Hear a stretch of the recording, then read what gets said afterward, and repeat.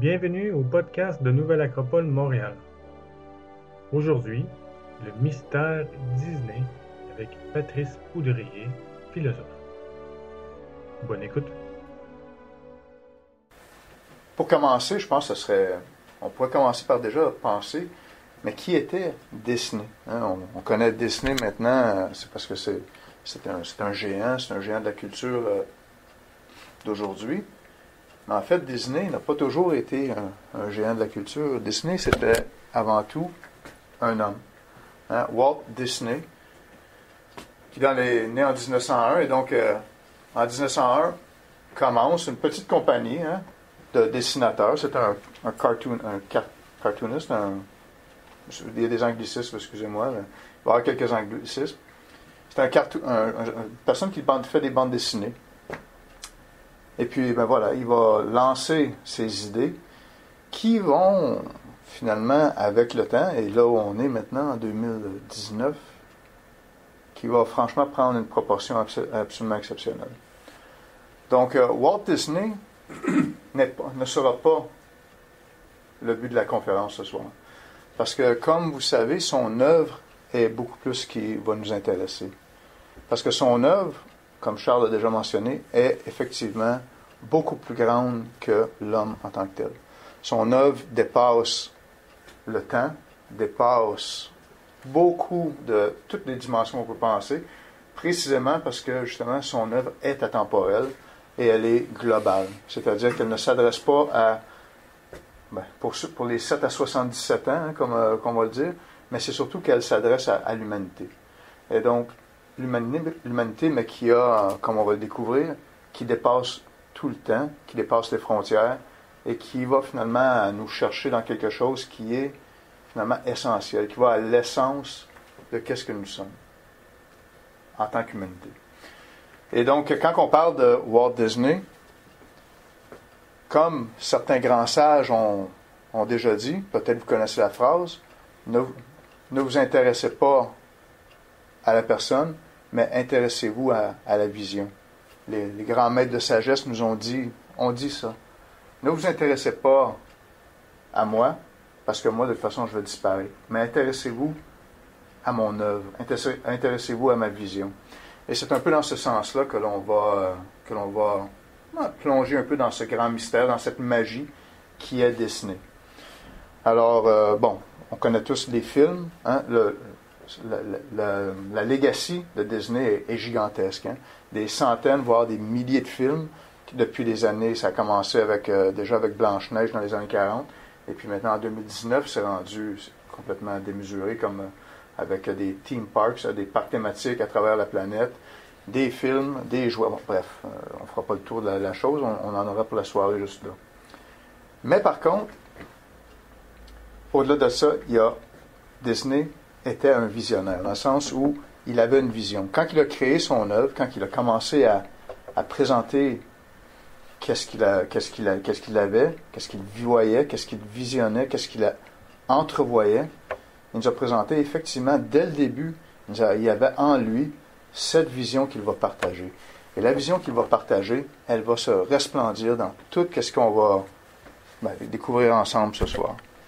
Évidemment, les premières choses que l'on connaît, et puis ça va être surtout ça le thème de ce soir, enfin du moins l'appui pour le thème de ce soir, c'est précisément ces films. Et principalement ces films d'animation qui sont d'une richesse absolument exceptionnelle.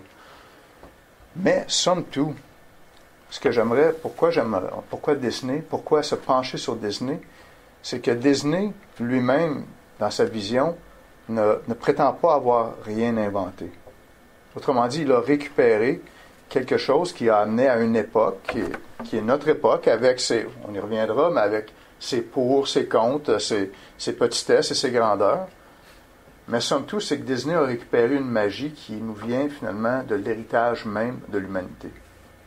Et on va le découvrir ensemble. Ça dépasse, comme je l'ai déjà dit, ça dépasse les époques, ça dépasse les lieux, ça dépasse les peuples, ça dépasse les cultures, ça dépasse les traditions, et ça englobe tout ça dans une richesse qui est finalement la richesse qu'est l'humanité en tant que telle, que ça soit de v'là 5000 ans, que ça va être dans Saint-Milan, c'est-à-dire il va à l'essence même de cette sagesse qui, somme toute, on va tenter de découvrir à travers de son œuvre.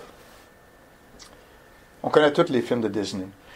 Alors, pour commencer, juste pour rentrer, se mettre un petit peu, se réchauffer, se mettre dans la matière, je vais vous présenter quelques images. Et puis, bon, c'est quand même un peu intimiste comme conférence. On est un petit groupe. Je vais vous demander de prêter au jeu. On va essayer d'identifier les cultures ou bien l'héritage, de quel héritage certains de ces films nous viennent. Et puis, je pense que je l'ai fait trop facile, mais on va voir. Tout le monde connaît La Belle au bois dormant? Est-ce que quelqu'un est capable de me dire d'où vient ce conte, l'original? C'est pas Disney qui l'a écrit. Hein. Peut-être que vous ne le savez pas, mais Disney n'a pas écrit ce conte-là. Est-ce que vous savez d'où nous provient ce magnifique conte? On cherche le pays? Le pays, la tradition, peut-être même, disons, celui ou celle qui a récupéré pour nous l'amener. Parce que dans ce cas-ci, c'est un cas particulier. Est-ce qu'il y a quelqu'un qui l'aurait sait? C'est parce que le pays de l'Est, comme plus ou moins. Germanique? Peut-être. Est-ce que quelqu'un connaît les frères Grimm? Oui. Les frères Grimm, à leur grande honneur, n'ont pas prétendu avoir écrit les fables ou les contes. Les frères Grimm, par contre, se sont donnés comme mission de récupérer la tradition d'un peuple qui sont les peuples germaniques. C'est plutôt les peuples germaniques. Et donc l'Allemagne et compagnie, ils ont récupéré. Et il y en a, je veux dire, si je vous dirais tous les contes que l'on connaît, qui sont des contes des frères Grimm, mais qu'on ne leur associe pas nécessairement, justement parce que Disney, ou bien, si on les connaît d'une forme ou d'une autre, je vous en nomme quelques-uns. Blanche-Neige. Blanche-Neige est un autre conte des frères Grimm. Hansel et Gretel, vous connaissez? Ouais. Hansel et Gretel. Bon, écoutez, la liste, il y en a au-dessus de, je pense, il y en a plusieurs milliers, là, juste pour vous donner une idée. Donc, ça, c'est les frères Grimm. Ah ben là, lui, il est plus que facile. Hein. Les contes de Perrault. Les contes de Perrault, Charles Perrault a récupéré lui aussi, comme un peu dans les frères Grimm, pour les frères Grimm, Charles Perrault s'est donné comme mission de récupérer les contes de la tradition française. Et peut-être vous connaissez, là aussi, je vais vous en nommer quelques-uns, ou peut-être est-ce qu'il y en a quelqu'un connaît des contes de Perrault? Les 10 contes de Perrault? Comment? Les bottes de 7 lieues. Les bottes de 7 lieues? Mais ça, c'est le petit Pousset, hein? On s'entend? Le petit Pousset. Et pour ceux et celles qui connaissent un peu certains symboliques, on va y arriver, ça va être une grande partie de la conférence de ce soir, mais les bottes de 7 lieues, qui est ici le petit Pousset, le chiffre 7 est présent dans énormément de formes symboliques. Le septenaire, la clé septenaire, que ce soit les 7 notes, de la gamme, les 7 couleurs de l'arc-en-ciel, la clé septenaire est une clé cosmique qui se retrouve dans énormément de contes symboliques. Et les Blanche-Neige et les 7 nains n'y échappent pas. Les bottes de 7 lieues du petit Poisson n'y échappent pas. Bref, ça fait toute partie. Et c'est important. On lance comme ça, là, un petit peu à la sauvette, mais on va y revenir parce que c'est précisément le thème de ce soir. C'est que cette richesse-là est atemporelle. Et non seulement elle est atemporelle, mais c'est qu'elle est, à la limite, si on veut avoir un petit peu plus grand, elle nous dépasse dans un sens qu'elle est cosmique. C'est une richesse qui s'applique à l'humanité, mais l'humanité elle-même n'est pas orpheline, c'est-à-dire elle évolue dans un milieu qui est, bon, appelons-le la planète Terre, bien sûr, mais la planète Terre fait partie d'un système solaire. Et tout ça, ça fait partie de la tradition, de la compréhension traditionnelle de la place de l'être humain dans son devenir, dans un milieu qui est quand même assez vaste. D'autres contes de Perrault, très, très populaires. Cendrillon. Cendrillon est un conte de Perrault. Et je vous appelle, gardez en tête qu'il y a Cendrillon, mais regardez qu'elle n'est jamais seule. Hein? L'héroïne n'est jamais seule. On y reviendra. C'est important. Les petites souris, la bonne fée, le petit oiseau. Cendrillon. Le chat botté, vous connaissez? Le chat botté est un conte de Perrault également. Bon. La petite sirène. J'ai vu à la fin, mon Dieu. Des fois, je pense en français et en anglais, puis j'ai remarqué que j'ai pris la slide en anglais. La petite sirène, est-ce que quelqu'un sait de où vient la petite sirène? Le conte de la petite sirène? D'un arc. Exactement. Et là encore, il y a un écrivain, un romancier, qui s'est donné comme mission de récupérer beaucoup des contes qui viennent de la tradition scandinave. Et notamment, si on va à Copenhague, dans le port de Copenhague, la fameuse statue, la petite sirène, qui est encore aujourd'hui, peut être visitée à Copenhague. Donc, magnifique conte, évidemment. Peut-être, est-ce que vous connaissez le conte original? Est-ce que certains d'entre vous connaissent le conte original de la petite sirène? Moi, je sais que quand j'étais enfant, quand j'avais 7-8 ans, le conte original jouait et puis je pleurais à chaque fois parce que, bon, le conte original ne retenait pas les coups comme Disney l'a fait. Mais quand on dit la version originale, j'imagine qu'il y a plein de versions originales, mais chacun fait une version ou adapte selon c'est l'époque ou... Ben, en fait, je ne peux pas m'avancer, mais le conte tel que raconté par le monsieur en question qui s'est donné la mission, qui s'appelle Hans Christian Andersen. Ouais. Et lui aussi a une panoplie de contes que peut-être vous connaissez tous. J'en nomme quelques-uns. Le vilain petit canard, ça vous dit quelque chose? Ouais. Christian, c'est Andersen. La princesse et le petit pois, ça vous dit quelque chose? Magnifique conte, très intéressant. Les 7 matelas, le petit pois en dessous, non? C'est très cute. Bon, la petite sirène, bien entendu. D'autres grands romanciers, mais lui, par contre, lui a écrit. Et il a écrit et son œuvre est magistrale. Ça vous dit quelque chose? Le lièvre et la tortue. Les fables de La Fontaine, effectivement. Jean de La Fontaine, qui lui nous a légué encore une fois une œuvre absolument magistrale et pleine de grands enseignements de sagesse. Et peut-être vous les connaissez. Le lièvre et la tortue, évidemment, mais il y en a un autre très très connu. Les canards et le corps. Oui. La grenouille et le bœuf. Oui. Mais il y en a un autre aussi très... le renard et le corbeau. Exactement, c'est celui-là que je cherchais parce qu'effectivement, c'est absolument génial dans le sens où un des grands mots, si on veut dire, une des grandes épreuves de l'humanité aujourd'hui, c'est précisément la vanité. Et la vanité par laquelle on est si aisément manipulable. Eh bien, Jean de La Fontaine, imaginez, il n'est pas né au pays de l'Internet, là, lui. Il est né en France dans les années, je ne me souviens plus lesquelles. Et puis déjà à cette époque-là, il y a des gens qui y réfléchissaient, il y a des gens qui avaient capté un peu la réalité humaine. Et donc, il nous a légué une richesse absolument exceptionnelle à travers de ses fables. Mais lui, on le donne à son crédit, mais est-ce qu'il a lui-même importé des choses qui... Selon la tradition, on veut que ça soit... c'est lui qui les a écrits. C'est un original, Jean de La Fontaine. Est-ce que il y en a certaines qui viennent de Ésope, donc de la Grèce ancienne. Voilà. Donc, merci Charles, parce qu'effectivement, on y arrive dans un instant, mais il y a des contes racontés qui rentrent dans la tradition, qui nous viennent, qui sont très très anciens. La tradition, on y va tranquillement, mais la tradition, là, on parle des contes et des légendes qui nous arrivent de très près de nous, c'est-à-dire le monde germanique, le monde danois. Mais on s'éloigne déjà un petit peu avec Aladdin.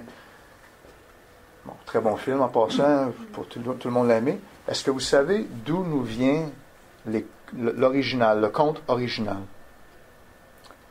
Si je vous dis les contes des Mille et une nuits, ça vous dit quelque chose? Les contes des Mille et une nuits nous a légué, c'est la tradition moyen-orientale, avec tout le symbolisme qui était contenu au sein même de l'islam ésotérique, qui nous est légué par ces magnifiques contes, Scheherazade, qui est un des grands enseignements des contes des Mille et une nuits, c'est la continuité. Puis c'est pas rien. C'est-à-dire que de pouvoir s'engager dans quelque chose et maintenir le truc. Parce que c'est 1001 nuits. De toute façon, le conte est magnifique. C'est-à-dire que si elle ne le faisait pas, elle se fait couper la tête. Bon, donc elle était, franchement, c'est le cas de dire, elle était obligée. mais c'est quand même l'enseignement qu'elle nous lègue, c'est-à-dire continuité dans les choses. Et elle nous lègue, à travers de ses histoires, une richesse d'enseignement absolument exceptionnelle. Aladdin, évidemment repris par Disney, est un conte magnifique avec le génie, bref. Mais il y en a d'autres aussi. Hein. Peut-être vous connaissez... Est-ce que vous connaissez d'autres contes des Mille et une nuits qui vous viennent immédiatement à l'esprit? Sinbad. Exactement. Et combien de voyages est-ce que Sinbad a fait? 7. Les 7 voyages de Sinbad, effectivement. Il y en a d'autres. Sésame, ouvre-toi. Ah oui, Ali Baba. Ali Baba, les 40 voleurs, également un conte des Mille et une nuits. Et bon, il y en a beaucoup d'autres. Hein. Ils viennent de refaire le film, il est très bon en passant. J'ai été le voir là, en live action. C'est très bien. Bon. Vous connaissez ce personnage. Il nous vient d'une tradition, bon, je pense que c'est assez évident d'où il nous vient. Mais est-ce que vous connaissez, bon, la Grèce, bien sûr. Hein. Est-ce que vous êtes familier un peu avec les mythes grecs, les dits mythes grecs? Hein, il y en a énormément. Bon, c'est tous les Olympiens qui sont les dieux, hein, c'est-à-dire les dieux. Et ensuite de ça, sous la tutelle ou sous les intrigues, si on peut le dire ainsi, qui sont mis en place par les divinités, c'est-à-dire les principes, les grands principes. On y reviendra avec toute cette histoire de tout le symbolisme qui est derrière ça. C'est un peu ce à quoi on va venir. Mais avec toutes les intrigues qui sont mises de l'avant par les principes fondamentaux qui sont représentés par les dieux. Hein, on les connaît, Zeus, Arès, Minerve, bon, il y en a d'autres, Héra, etc., Poséidon. Il y en a plein. Sous les intrigues, plein de mortels se retrouvent à faire toutes sortes de choses, hein, notamment Hercule ou Héraclès, qui est un des grands contes, des grands mythes de la Grèce, mais il y en a d'autres aussi. Hein, si je vous dis Thésée, ça vous dit quelque chose? Thésée qui est descendu dans le labyrinthe pour se battre contre le Minotaure, ou encore Persée, hein, qui a tranché la tête de la Méduse pour... bon, ça c'est tous des mythes grecs. Et il y en a d'autres, là. C'est absolument exceptionnel la richesse de la tradition grecque. Est-ce que vous reconnaissez? La Belle et la Bête. Et quand je prenais la peine tout à l'heure de vous dire... Bon, ça nous vient d'un conte qui a été écrit, je ne me souviens plus le nom de l'auteur, mais qui était en France. C'est un conte français qui a été écrit dans les années 1800 à peu près. Hein? La Belle et la Bête. Puis, bon, voici une illustration qui est d'époque, qui accompagnait plus à l'époque. Mais, comme la sagesse est atemporelle, c'est en fait une adaptation. La Belle et la Bête est une adaptation d'un grand conte qui nous vient de la Grèce également. Qui, peut-être vous le connaissez. C'est le conte de... Est-ce que vous reconnaissez les personnages? Non, en fait, c'est Cupidon et... Bon, là, je veux dire le nom. Psyché. Psyché et Cupidon.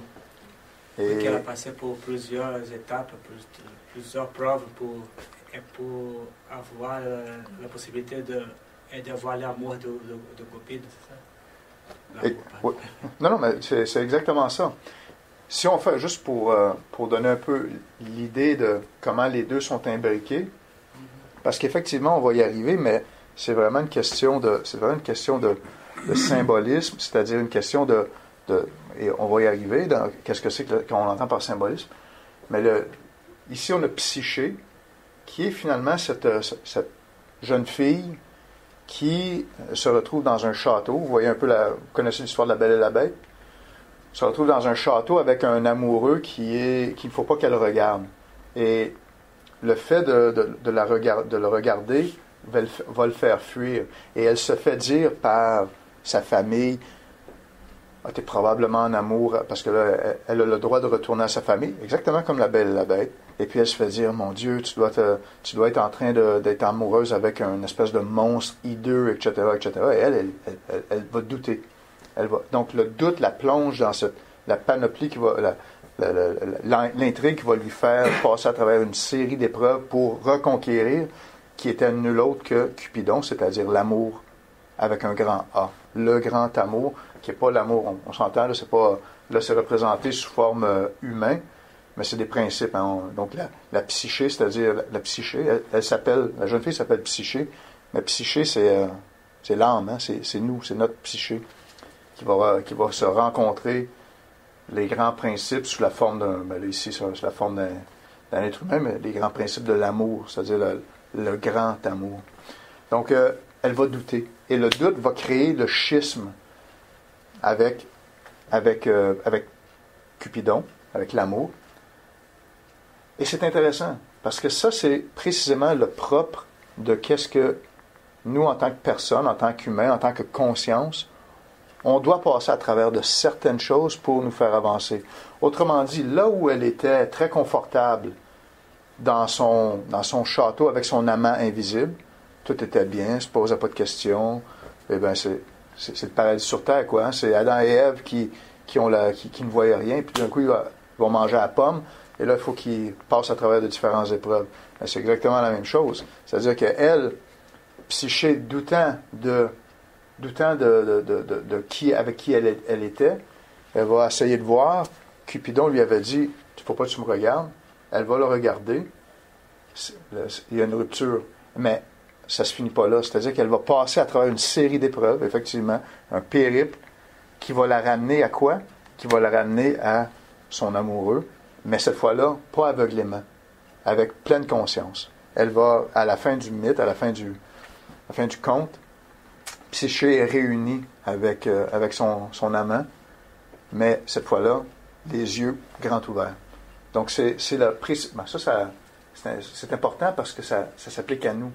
On ne peut pas vivre dans l'ignorance complète. Il faut qu'on passe à travers les différentes étapes pour acquérir une connaissance. Et c'est ce que ce mythe-là nous parle. Et c'est la même chose sur la Belle et la Bête.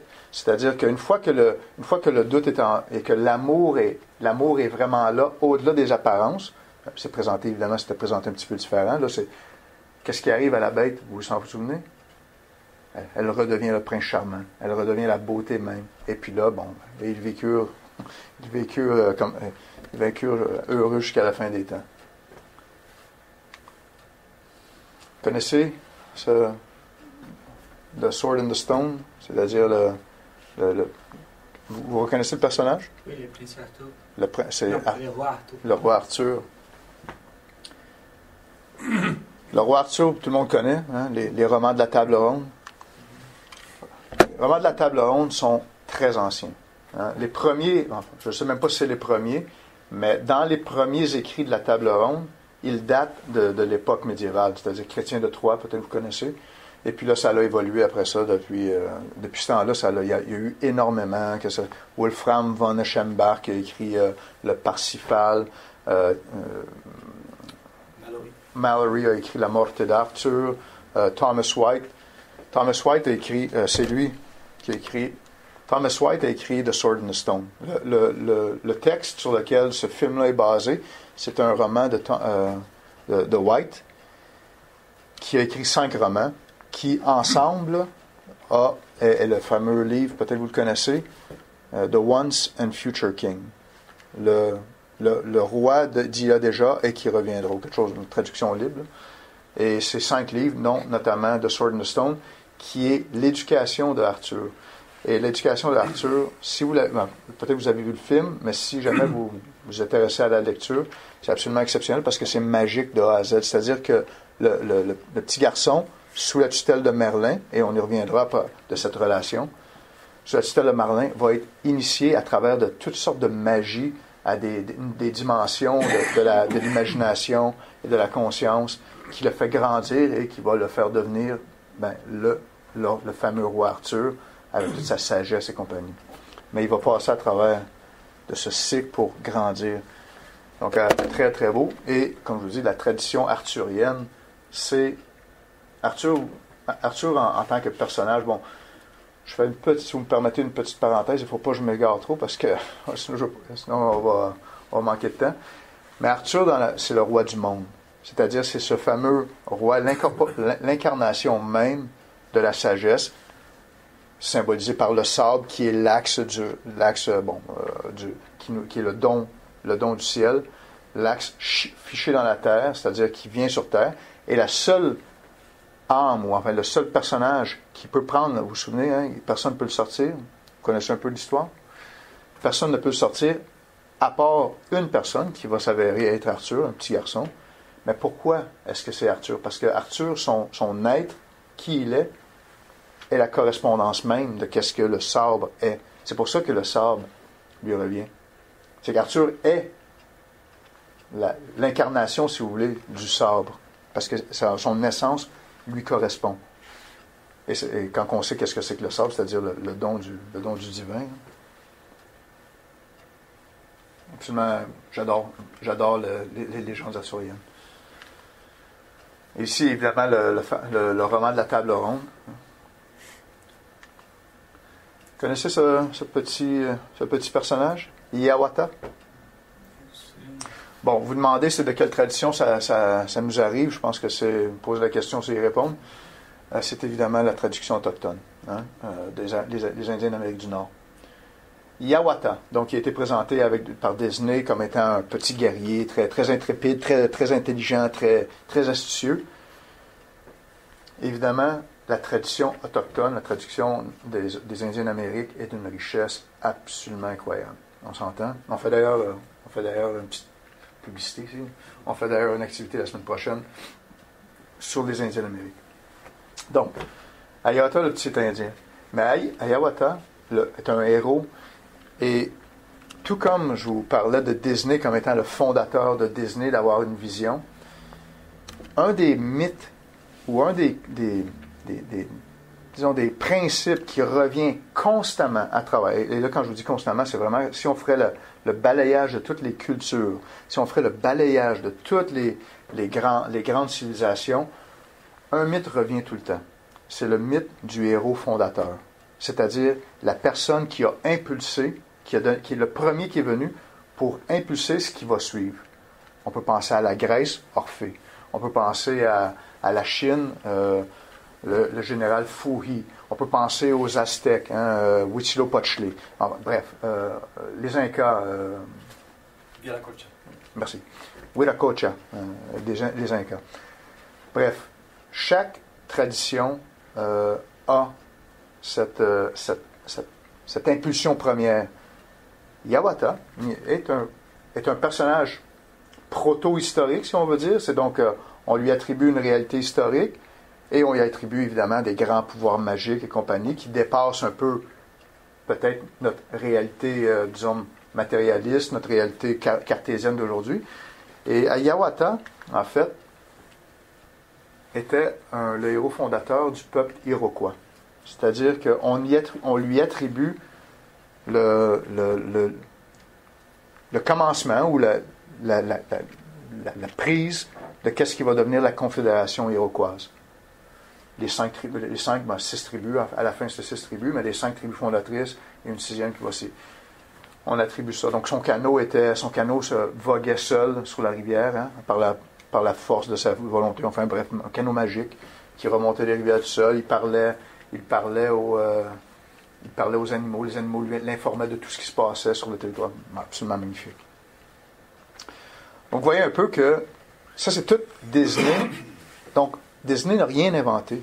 En fait, Disney a récupéré, et c'est pour ça que je vous dis, son œuvre est absolument magistrale, parce qu'il a vu la richesse de l'humanité et dans sa grandeur, a voulu repartager, a voulu revaloriser et nous a légué absolument une magie. Pour ça que j'aime bien le mot magique, la magie de Disney, parce qu'effectivement, dans un monde qui n'était, on y viendra, mais il a ramené un peu cette touche de magie à travers de cette grandeur-là. Disney a également a évolué. Alors, là où, et c'est très important de ce point-là, c'est-à-dire que si on reste dans une espèce de carcan, en pensant que, les contes amérindiens, ça appartient aux Amérindiens. Les contes grecs, c'était bon pour la Grèce, mais maintenant, les contes égyptiens, la mythologie égyptienne, c'était bon. Les contes de Perrault, les contes de Grimm, Oui, c'était bon pour l'Europe du 17e siècle. Non. C'est qu'on va parler d'essence ici, dans quelque chose qui est traduit à travers de ces contes-là, qui est absolument, qui est essentiel, c'est le cas de le dire, c'est-à-dire des grandes valeurs. Mais en même temps, Disney, ce qui va devenir l'œuvre de Disney, c'est-à-dire qu'il ne sait pas, il a su, ou enfin il a compris, ou enfin, je le vois comme ça, c'est qu'il a su adapter ces grandes valeurs-là au goût du jour. C'est-à-dire, on vit présentement une réalité. On est notre réalité, on est en 2019. Vous connaissez cette princesse? Oui. Est-ce que tout le monde... non? C'est une des princesses plus récentes de Disney. Et, bon, le conte lui-même, c'est un conte nouveau, c'est-à-dire c'est écrit par des concepteurs modernes d'aujourd'hui. Le conte n'est pas vieux. Et c'est à propos d'une princesse qui est ici. Le film s'appelle Rebelle. En anglais, il s'appelle Brave. Et le conte pourquoi j'ai pris la peine de vouloir vous en parler rapidement de ce conte-là, c'est justement pour démontrer à quel point Disney, même si lui, Disney nous a quittés, hein, il est décédé, mais son œuvre a continué. Et malgré le conte est absolument exceptionnel. Et puis la résolution de l'intrigue à la fin va être, encore une fois, un témoignage de grande valeur, je vous donne le punch, là, c'est l'amour. Hein, c'est à la fin de tout, c'est l'amour qui va permettre une réunion qui est très, très bien démontrée dans le développement du film. Il y a des déchirements. Le déchirement cause d'énormes problèmes qui vont devoir être résolus par notre héroïne. Et notre héroïne, mais ce qui est très intéressant de ce film-là, c'est qu'on l'appelle rebelle. Et j'ai trouvé ça intéressant parce qu'aujourd'hui, nous vivons dans une réalité qui est notre réalité.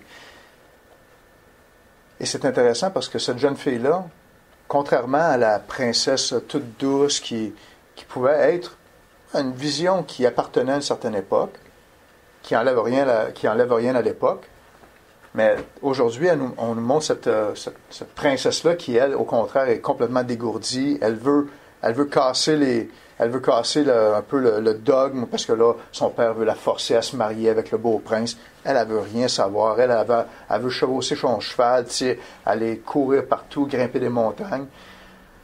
Je trouve ça intéressant, parce que effectivement, aujourd'hui, il y a une certaine vision qui évolue, c'est-à-dire et l'idée de se rebeller, c'est quelque chose qui est à considérer quand on voit aujourd'hui, mettons, on n'est pas d'accord avec beaucoup de choses qui peuvent se passer. Est-ce qu'on va rester un peu peinard et puis se laisser les choses aller, ou au contraire, on devient des acteurs de notre temps? Est-ce qu'on va, disons, prendre une position par rapport à des choses qu'on n'est pas nécessairement ou qu'on n'est pas du tout d'accord? Et ça, c'est une des thèmes qui est abordé avec ce film-là, qui est intéressant quand on pense à l'époque dans laquelle on vit, avec des choses qui se passent, avoir une certaine position, avoir une certaine réflexion et surtout une certaine action. Et je ne vais pas vous raconter le film au complet, mais de voir que finalement, c'est pas la force ou la brutalité ou je ne sais trop quoi qui va résoudre le tout, mais bien l'amour. J'ai trouvé pour son approche avec ce film-là absolument magnifique. Vous connaissez l'original de ça? Oui. Donc, est-ce que vous connaissez l'histoire de ce film-là? Ben, c'est cute. C'est très cute, mais c'est vraiment pour rebrasser un peu des sauces. Disney, qu'est-ce qu'il fait? C'est que cette jeune fille va embrasser le fameux prince grenouille, mais c'est le contraire qui va se passer. C'est qu'elle embrasse la grenouille, mais c'est la jeune fille qui va devenir une grenouille. Fait que là, on a deux grenouilles qui se promènent. Puis là, toute l'intrigue ou ce qui va devenir, c'est qu'elle va passer encore une fois une série d'épreuves pour en arriver à reprendre, à gagner, parce qu'évidemment, Disney, ça finit toujours bien en passant. Je veux dire, qui n'est pas nécessairement le cas dans certains des contes originaux, mais avec Disney, c'est toujours très family friendly. Mais quand même, c'est intéressant parce que, encore une fois, il va y avoir, comme c'est souvent le cas, il va y avoir quelque chose qui va se passer. Il y a comme le diable, pour prendre un des perturbateurs réguliers. Ici, dans les contes québécois, c'est souvent le diable, avec la chasse-galerie, vous connaissez. Le diable vient, puis bon, il fout le bordel. Là, après ça, nous autres, on est pris. Il faut qu'on se débrouille un peu. Alors, c'est un peu le cas encore. Il y a ici la jeune fille qui rencontre, c'est un peu la grenouille, qui est effectivement un prince, mais c'est elle qui va se retrouver comme étant grenouille à cause d'un mauvais sort, d'un méchant sorcier. Bon, bref, c'est qui va être l'instigateur de tout ça. Et, encore une fois, comme c'est la tradition Disney, ça va être l'intelligence, ça va être l'amour, ça va être, disons, la ruse, mais la ruse d'un bon côté, la ruse athénienne, c'est-à-dire, ah ouais, okay. Mais moi, il est mauvais, mais moi, je suis capable d'être un petit peu plus agile, un petit peu plus dégourdi que le méchant. Et puis, bam, éventuellement, en mettant tout d'avance, ils vont y arriver. Puis, bon, à la fin, tout évidemment se solde, mais ça se solde tout le temps, comme c'est le cas de toutes les grandes traditions. On se solde grandi de l'expérience. On se solde avec, on a passé à travers les épreuves et on grandit. On y reviendra. Vous connaissez ce petit robot? Wall-E, pour le nommer, qui est un autre film de Disney avec au goût du jour, c'est-à-dire l'écologie. Donc, encore une fois, Disney, avec un conte absolument charmant. Le film est très beau, moi je vous le recommande. Tous les films qui sont là, je vous les recommande. En passant, c'est vraiment tout est magnifique. Mais Wall-E qui se retrouve à être sur la planète qui est complètement dévastée par la pollution et compagnie, qui est là, qui bosse pour remettre tout en place. Et puis là va arriver encore une fois une intrigue qui va le propulser dans une aventure absolument exceptionnelle, mais qui à la fin, encore une fois, c'est l'humanité tout entière qui s'en retrouve grandie. Et puis le film en soi, je pourrais vous en parler longtemps, mais c'est très basé, encore une fois, avec les mêmes types d'intrigues, avec les mêmes types de résolutions, mais vraiment avec une conscience très écologique, très moderne, dans le sens que les personnages, le petit robot, lui, c'est notre héros, mais il se retrouve parmi les humains. Et les humains, à cette époque-là, bon, la planète est dévastée, ils vivent tous dans un gros vaisseau, et sont tous, ils marchent même plus, ils sont tous en surpoids, et la seule chose qu'ils font, ils se parlent plus entre eux, ils se font rien que se texter. Alors, bon, bref, un peu, c'est très attention au Facebook, attention au Twitter, attention, et effectivement, tout le côté écologique, parce que là, la planète est complètement en scrap. Mais le film est absolument magnifique. Donc, on voit encore une fois Disney avec à l'ère moderne. J'arrive à quelque chose que je voulais vous présenter sur un thème de façon générale, c'est-à-dire le symbolisme. J'en parle depuis tout à l'heure. Mais avant de rentrer vraiment dans ça, donc on a vu ensemble quelques traditions, on a vu ensemble quelques contes, et même plusieurs contes. On a vu que chaque tradition avait des contes, des légendes, des mythes. À quoi servent-ils? Il doit bien, parce que tout le monde, en passant, on ne peut pas faire l'ensemble de l'histoire de la planète et de ses cultures et de ses civilisations. On n'en viendrait pas à bout. Mais posons-nous la question, pourquoi les êtres humains de toute époque, et cette époque-ci n'y échappe pas, je veux dire, on pourrait parler de nos contes modernes, notre symbologie moderne, mais pourquoi est-ce que pourquoi l'humanité a pris la peine de nous léguer ça? Posons-nous la question.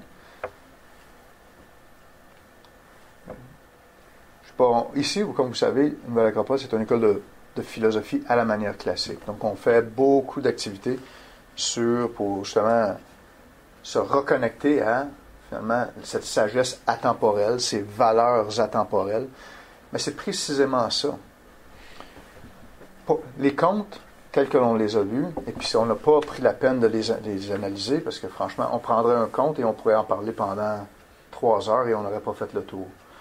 Mais en fait, là où je voulais en venir, c'est que finalement, c'est que l'humanité en soi à travers de ces contes, à travers de ces légendes, à travers de ces fables, à travers de ces diverses façons de raconter leurs expériences, c'est qu'ils nous ont traduit finalement leur connaissance, c'est-à-dire leur réflexion, leur compréhension de l'univers tout entier. Et on pourrait faire le tour, on pourrait juste prendre les cosmogonies grecques, où on voit Ouranos, et ensuite de ça les Équitonchires, après ça les Titans, après ça les Olympiens, après ça les héros, après ça les êtres humains. Wow, c'est toute une échelle de choses. Et on pourrait prendre la même chose avec la Belle au bois dormant, pour prendre ça, parce qu'on l'a vu tout à l'heure. C'est-à-dire c'est toute une tradition qui nous lègue quelque chose, qui s'applique, et qui s'appliquait et qui s'applique encore à qui nous sommes vraiment. Et je vous prends juste pour un petit exemple, pour juste illustrer quelque chose, au niveau du devenir, parce que évidemment, ça touche à tous les niveaux. Notre réalité, elle est complexe. C'est-à-dire la réalité de la vie, elle est complexe. Et non seulement on a nous-mêmes à se soucier, c'est-à-dire nous-mêmes en tant qu'individus, mais on vit en société, c'est-à-dire qu'on vit dans un monde où il y a plein d'autres gens, de différentes cultures, de différentes traditions, avec différentes façons de voir la vie. Mais en plus de ça, cette vie, elle se déroule avec une histoire, on vit dans un environnement qui est la planète, ou enfin même à la limite le système solaire, c'est-à-dire le Soleil. Et tout ça fait en sorte que, et tout ça bouge, et tout ça est interactif. Les êtres humains, que ce soit les êtres humains d'aujourd'hui ou les êtres humains d'il y a 5000 ans, se sont interrogés là-dessus. Et ils nous ont légué dans leur conte, dans leur tradition, comme on a vu, toute cette connaissance. Alors on pourrait penser, ben voilà, ce sont des histoires d'enfants. Et dans un premier niveau, franchement, pour les avoir, peut-être vous les avez lus, les différents contes, peut-être vous avez vu les différents films. Et oui, à la limite, ce sont des belles petites histoires, super chouettes. Le chevalier, enfin bref, ça nous transporte, mais juste dans la lecture, ça nous transporte. Et ça, c'est un autre, on y arrivera, mais il y a une raison pour ça. C'est que, fondamentalement, essentiellement, c'est que ça traduit quelque chose qui nous rejoint, nous, en tant que personne. Et c'est ça qu'on va y arriver dans un instant avec toute l'idée du symbolisme. Et juste pour illustrer ça, prenons l'exemple de la Belle au bois dormant.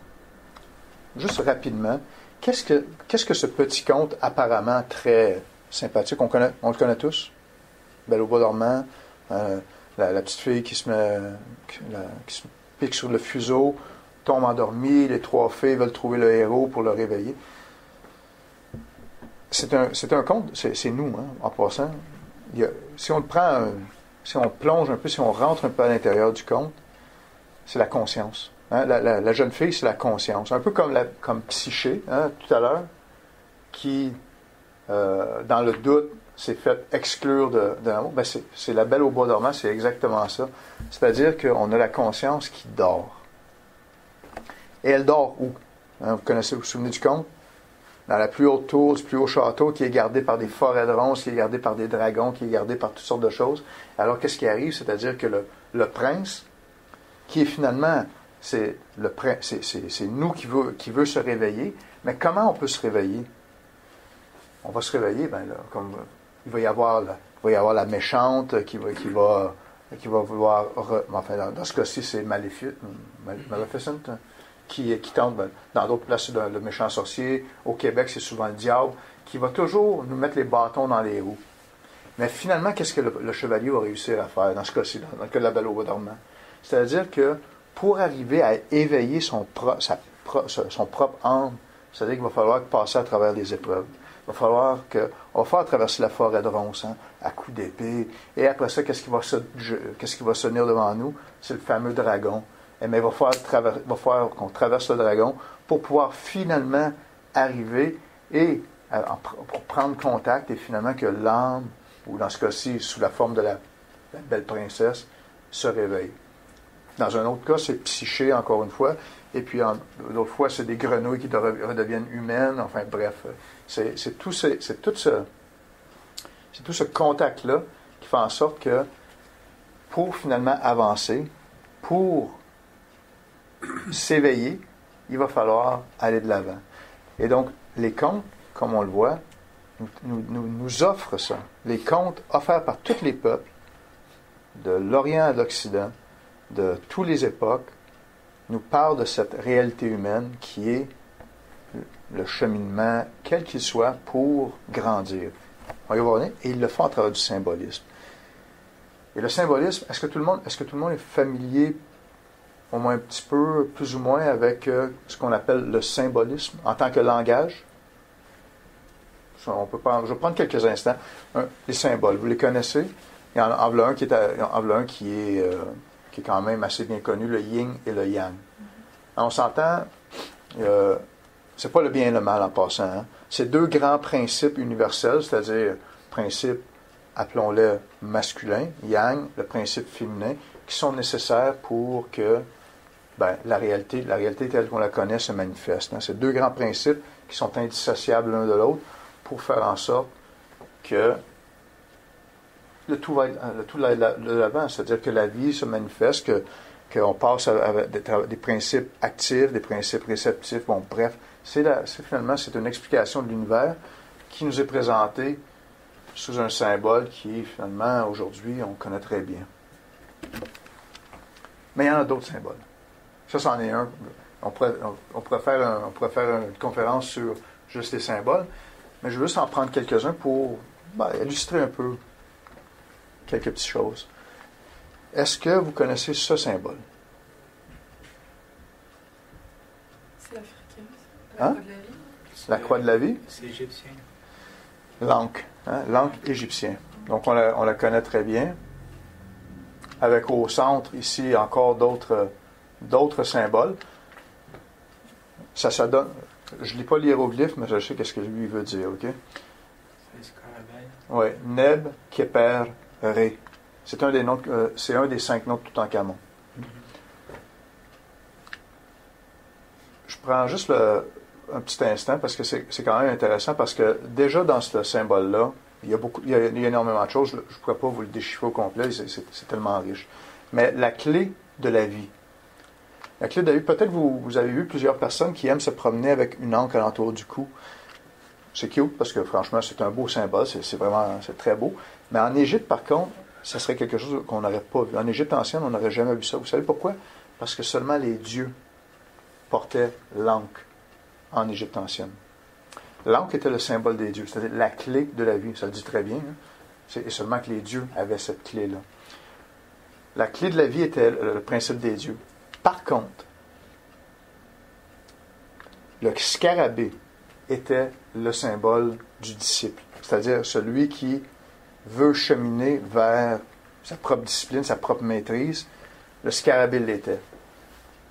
Keper en égyptien. Et c'est intéressant parce que, comme vous le voyez, parce que souvent vous allez voir, peut-être, vous l'avez déjà vu, le scarabée égyptien, mais sous sa forme fermée, c'est-à-dire le scarabée égyptien. Pourquoi je voulais vous parler de celui-là en tant que symbole? Parce qu'il nous représente aussi très intéressant en tant qu'être humain. Le scarabée, c'est un petit animal, c'est un petit insecte en Afrique. Et peut-être vous avez déjà vu les fameux petits films d'animaux qu'on voit en Afrique, où on voit le scarabée qui se ramasse un crottin d'éléphant, et puis après ça, il pousse à reculons. Ça vous dit quelque chose? Mais il fait vraiment ça. C'est intéressant de le voir parce qu'il fait vraiment ça. Et ça, c'est très, très intéressant. Parce que ça représente une façon d'évoluer. Ou enfin, l'évolution selon la compréhension symbolique égyptienne qui est tout aussi valide encore aujourd'hui. C'est-à-dire que pour évoluer, l'Égyptien pensait qu'il fallait ramasser quoi? Une boule de crottin. Qui est repris en passant dans la tradition chrétienne avec Job. Hein. Job, son fumier. Hein. Tu sais, quand le bon Dieu, il y a le diable qui fait le défi au bon Dieu. Il dit, tu vois, Job qui est un homme qui est riche, qui est bien, il a sa femme, il a ses enfants, il est bon, c'est la personne parfaite. Le diable dit, je te gage que si tu lui enlèves tout à lui, il va te renier. Le bon Dieu prend le diable à son pari. c'est un peu, enfin bref, mais c'est symbolique, hein, on s'entend. Bon Dieu tue les enfants de Job, tue la femme de Job, il enlève complètement tout le dépôt de sa richesse, tout. Job est resté nu avec un tas de fumier. Et ça, c'est la représentation, si jamais vous allez à Notre-Dame de Paris, sur un des médaillons de Notre-Dame de Paris, Job sur son fumier, médaillon alchimique. Qu'est-ce qui arrive, c'est que Job ne va pas renier Dieu en passant. Alors Dieu va tout lui redonner. C'est exactement ça. C'est donc le crottin. Le crottin, qu'est-ce que c'est? Le crottin, c'est la matière première. C'est notre crottin. C'est la matière noire alchimique, le plomb alchimique. Et pour que le processus s'enclenche pour aller de l'avant, avec cette symbolique-là, c'est-à-dire que le scarabée va prendre son crottin et aller à reculons, c'est-à-dire va remonter aux origines. La connexion aux origines est essentielle. Et c'est pour ça que je prenais la peine tout à l'heure avec Hiawatha, avec Viracocha, avec Huitzilopochtli, c'est-à-dire le héros fondateur, c'est-à-dire l'origine des choses. Ne jamais perdre la connexion aux origines des choses. Essentiel dans la vision traditionnelle, la vision de la tradition. Toujours remonter à la source. Et c'est à la source que encore une fois, et ça, physiquement, qu'est-ce qui va se passer? C'est que le scarabée, avec son crottin, va trouver un petit trou à quelque part, pond son œuf dedans, et le futur peut commencer, mais toujours à partir de l'origine. Toujours à partir de l'origine, le futur est con. Dans une autre tradition, dans une autre symbolique, on pourrait dire que c'est l'arbre et ses racines. Il ne faut jamais perdre les racines des choses. Il faut toujours rester connecté avec notre matière première. Dans ce cas-ci, le crottin, la matière alchimique première, pondre, et puis là, dans les Celtes nous le présentaient d'une autre façon. Peut-être que vous l'avez déjà vu, le saumon de la sagesse. Qu'est-ce qu'il fait le saumon? Toujours en train de remonter là où il a le saumon. 10 ans après sa naissance, il va remonter exactement la même rivière de laquelle il est venu, et il va aller pondre ses œufs à lui, là de où il vient. C'est un autre. Enfin, bref, il y en a des symboles comme ça. Et ici, qu'est-ce qu'on voit?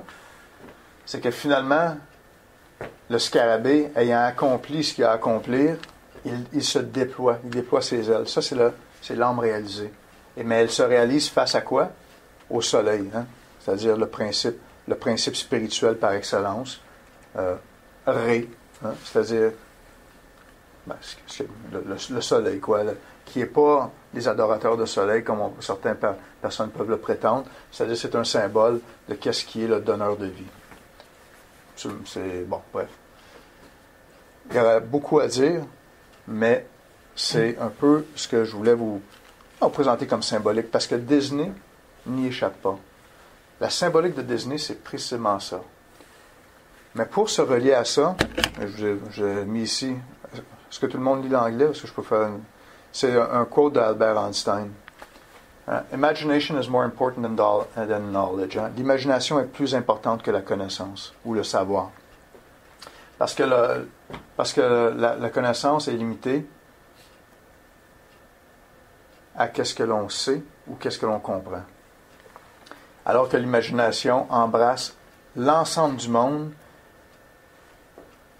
et tout ce que l'on va éventuellement comprendre et savoir.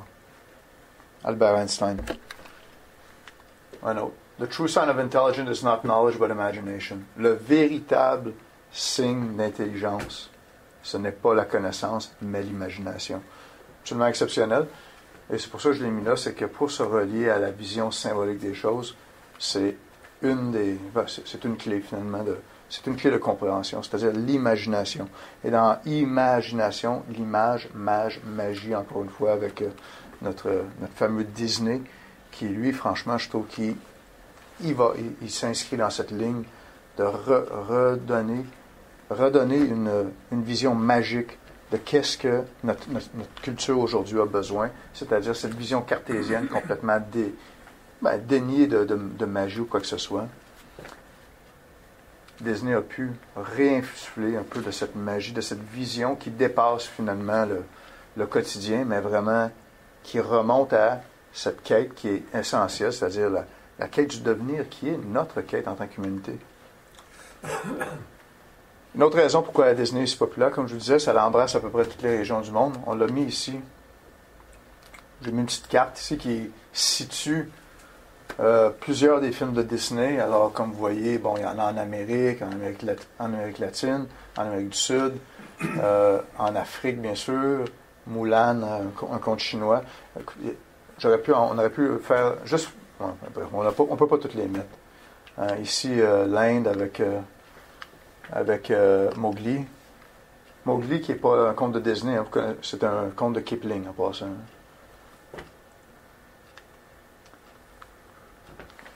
Tout le monde connaît. Pourquoi je voulais vous montrer Pinocchio? Parce que Pinocchio était un des héros que je trouve qui... Bon, enfin, peut-être qu'on va faire la pause, mais avant de rentrer dans Pinocchio, on pourrait faire une petite pause. Mais avant de rentrer, juste un dernier point que j'aimerais juste développer avant de passer à la suite, c'est qu'avec l'imagination, je vais présenter les quotes excusez-moi, les dictons, enfin les paroles, les citations, merci. Les citations de Einstein. Einstein est un grand, vous savez qui il est, tout le monde connaît Einstein, c'est un grand scientifique, mais lui était quand même un homme avec une grande capacité de vision et une grande intelligence, bien sûr, et c'est un physicien. Mais lui avait quand même gardé ce côté magique. On le voit très bien avec ses citations, il y en aurait d'autres. Mais la raison pourquoi je vous parle de Einstein, je voulais vous parler aussi de ce côté de l'imagination, c'est que aujourd'hui, on peut penser dans notre mentalité, appelons-la comme ça, du monde moderne, où tout est séparé. Hein? C'est-à-dire, on voit une vision qui est science contre religion, et les deux ne se mélangent pas.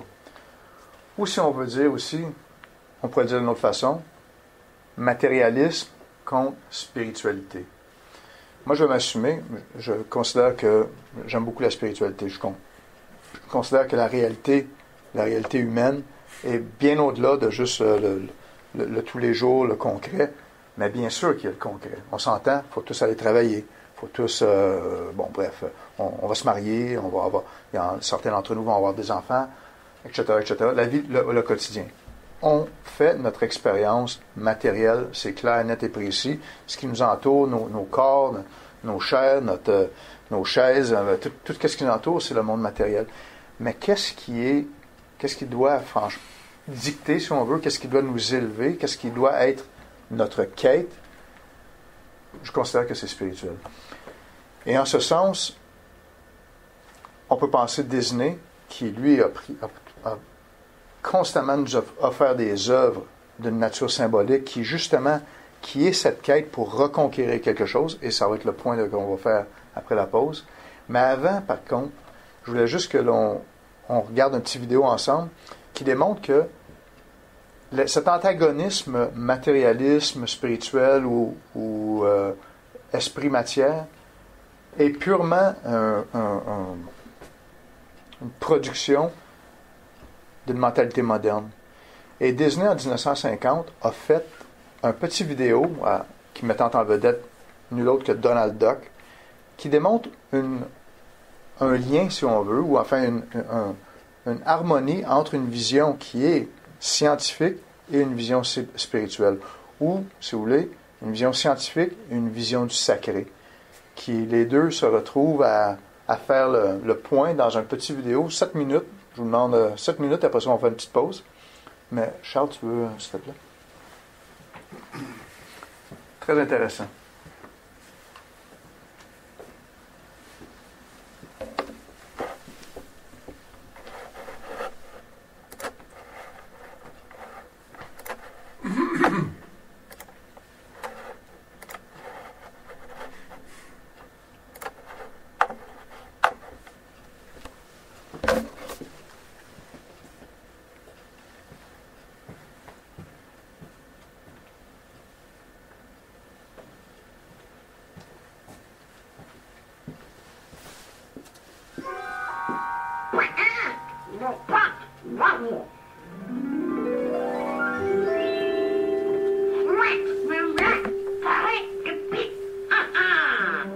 Les anciens comparaient alors tout ce qui leur semblait sans défaut et excellemment beau. C'est notre vieil ami Pythagore qui divulgua que le pentagramme était plein de mathémagie. Si l'on met rigoureusement bout à bout les deux lignes les plus courtes, elles deviennent égales à la troisième. Et cette ligne ou trait montre les proportions magiques du fameux nombre d'or. Les deuxième et troisième égalent la quatrième. Une fois encore, nous obtenons le nombre d'or. Mais ceci n'est qu'un commencement.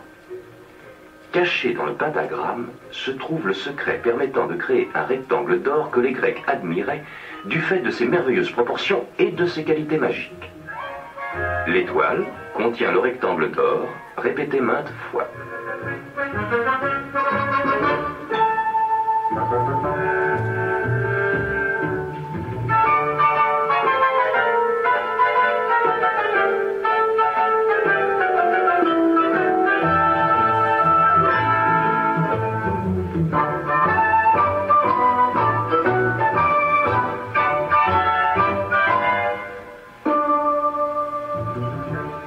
C'est une figure uniforme remarquable qui peut mathématiquement se reproduire à l'infini.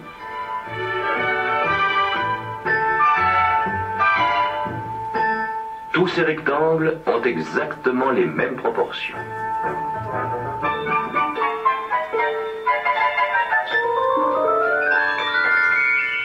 Cette figure contient également un hélicoïde magique qui répète à l'infini les proportions du nombre d'or. Pour les Grecs, le rectangle d'or représentait une loi mathématique de beauté. Nous le trouvons dans leur architecture classique. Par exemple, le Parthénon, le plus fameux édifice de la Grèce antique, contient plusieurs rectangles d'or.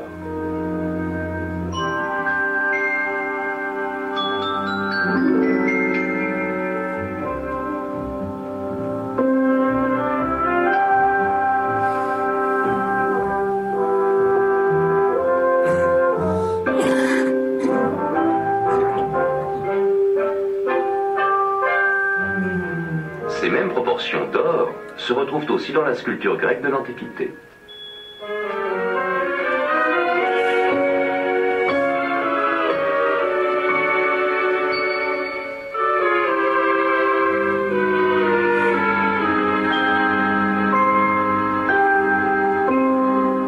Au cours des siècles qui suivirent, le rectangle d'or fut le constant idéal de beauté proposé à toutes les formes d'architecture du monde occidental.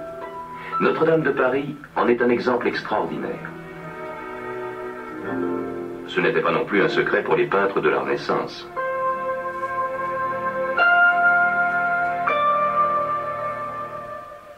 Le rectangle d'or s'est imposé à notre monde moderne.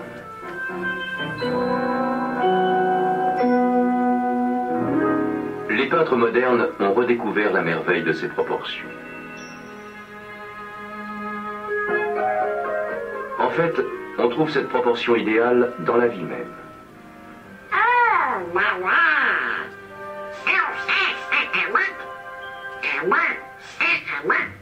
Ah non, alors Donald. Non, non, non.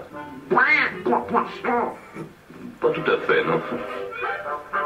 Ah non, non, je crains que non, non. Ah, on ne peut pas être tous mathématiquement parfaits.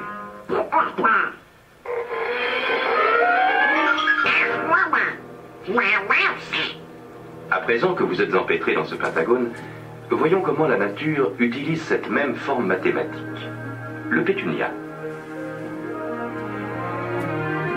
le jasmin étoilé,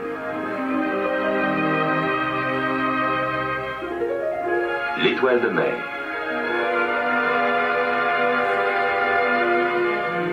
quant à cette fleur, elle est tellement parfaite qu'on la croirait artificielle.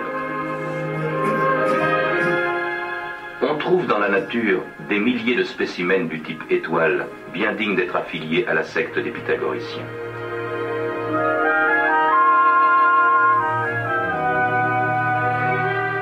Dans ses œuvres, la nature suit résolument une logique toute mathématique, et le nombre des exemples qu'elle en donne est illimité.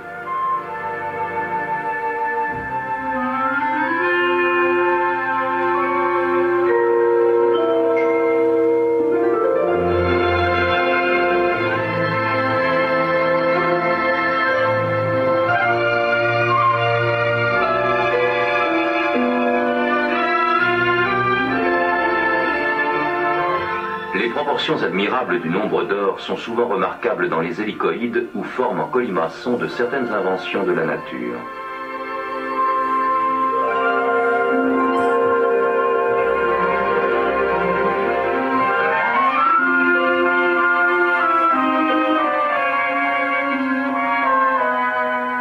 La profusion des conformations du type mathématique nous amène à méditer profondément l'énoncé de Pythagore.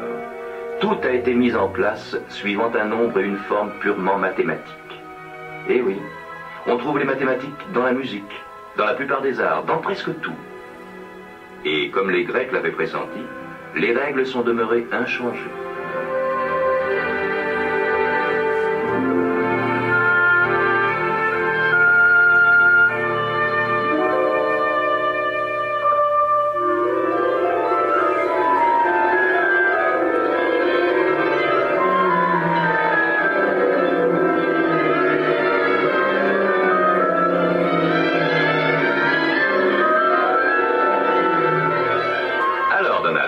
Votre escapade géométrique vous a-t-elle satisfait?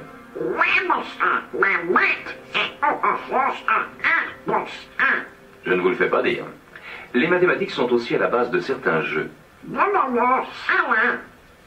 Commençons par un jeu qu'on joue sur des carrés. Non, les échecs. C'est une bagarre mathématique entre deux cerveaux. Un jeu qui, depuis des siècles, fait la joie des rois comme celle des manants. N'oublions pas que Lewis Carroll, fameux mathématicien doublé d'un écrivain, employa un jeu d'échecs comme décor de son roman À travers le miroir. Rappelez-vous, Alice s'y trouva en face d'un groupe pas particulièrement amical et ne goûtant pas la plaisanterie. Par le ciel, qu'est-ce ceci? Sur mon arme, serais-je un pion poulmi? Peu chaud qu'il soit, Donald. Abracadabra. Ce pourrait être une Alice. Non et non, c'est un pion palmé. Pion palmé? Arrêtez cette pause. Donc voilà, pour une petite... C'était les années 50. Je ne sais pas si aujourd'hui, Disney se pourrait présenter quelque chose de la sorte, commencer à parler du nombre d'or et puis des proportions mathématiques, bref. Mais c'est intéressant.